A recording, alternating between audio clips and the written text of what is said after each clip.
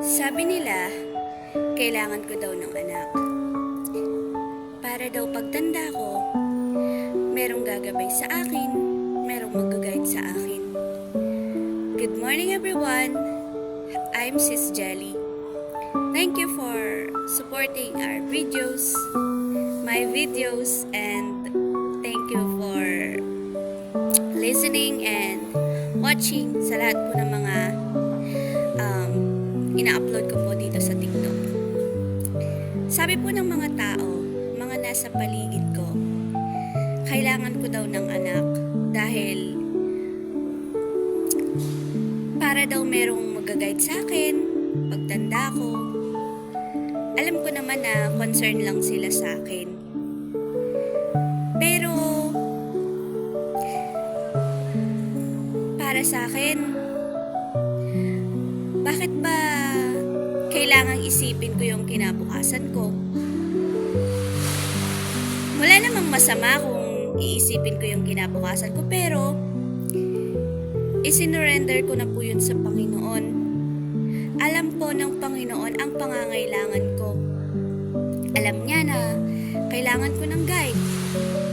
Pero ayoko na pong magdesisyon na para lang magkaanak ako, kasi meron na po akong asawa pero naghiwalay po kami at hindi po kami nagkaanak kasi siguro alam po ng Panginoon na maghihiwalay kami, kaya hindi niya po ako binigyan ng anak.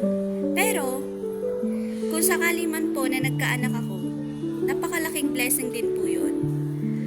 At hindi ako nagkaanak, tinitignan ko rin po yung positive things.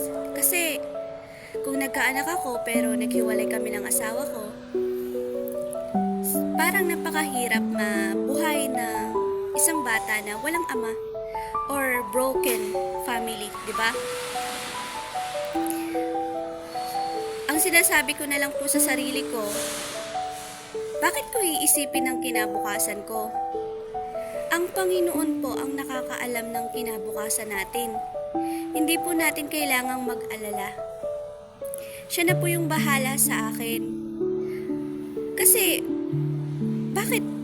Alam ko ba kung tatanda ba ako? Di ba ang buhay natin ay hindi natin alam kung hanggang kailan tayo dito sa mundo?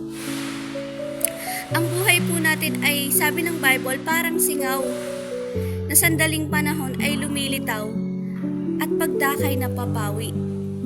Parang ganun po yung usok or singaw, di ba? Dumarating tapos nawawala din.